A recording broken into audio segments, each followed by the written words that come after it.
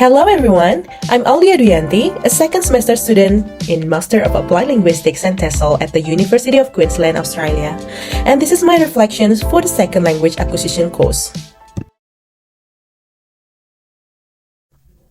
During the past 12 weeks, my perspectives on SLA has undergone a fundamental change, particularly in week 11 when we discussed complex dynamics adaptive systems.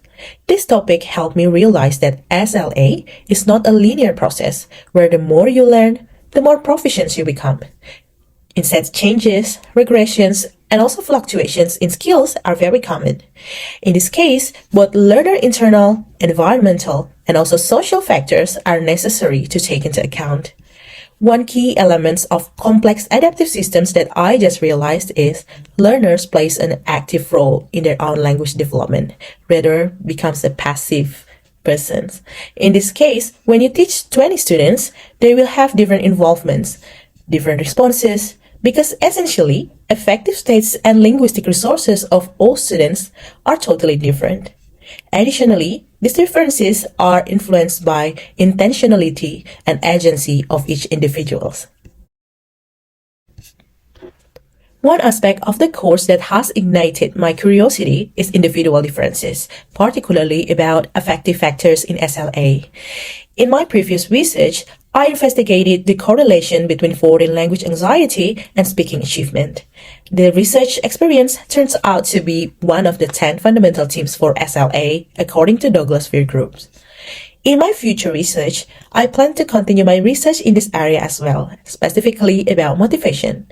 As motivation is dynamic and changes over time, in my future research, I would like to observe the changes and causes of motivation, demotivation, and remotivation in foreign language learning in Indonesia through longitudinal study with data triangulation.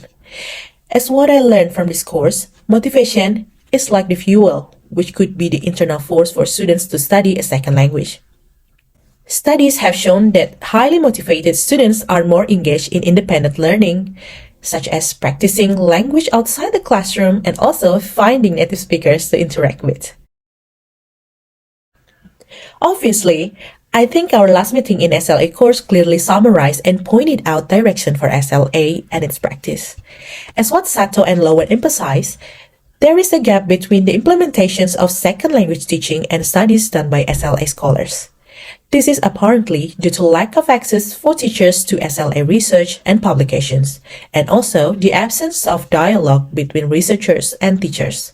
Unfortunately, access to academic journals is not guaranteed by the institutions, and teachers are often too busy with administrative burden. This is also the case in my region in Indonesia, where teachers merely use their intuition when teaching English as foreign language. For example, a second language teacher might fully rely on the textbook, which limits its interactive activities in the classroom. How could you really learn language without interaction? Especially in an EFL context where students purely rely on classroom instruction to learn and practice the language.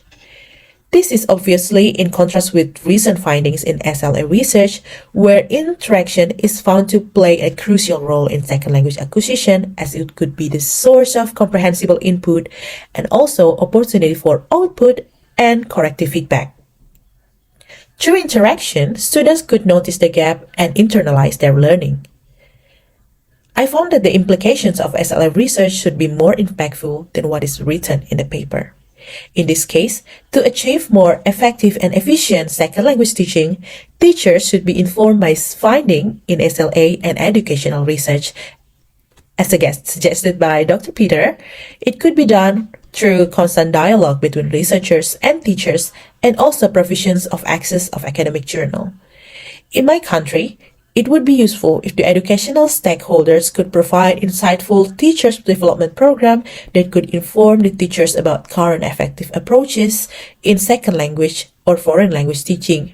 Overall, the SLAT7805 course has significantly enriched my understanding of SLA theory, challenging previous misconceptions and providing a more comprehensive perspective on how second language are learned. Before I end my presentation, I would like to express my gratitude to Dr. Peter Crosswhite, Dr. Hao Tran, and Ms. Jiang Tran for their guidance throughout this semester. Well, This is the end of my reflective presentation on SLAT7805. Thank you so much for watching this video, and bye-bye!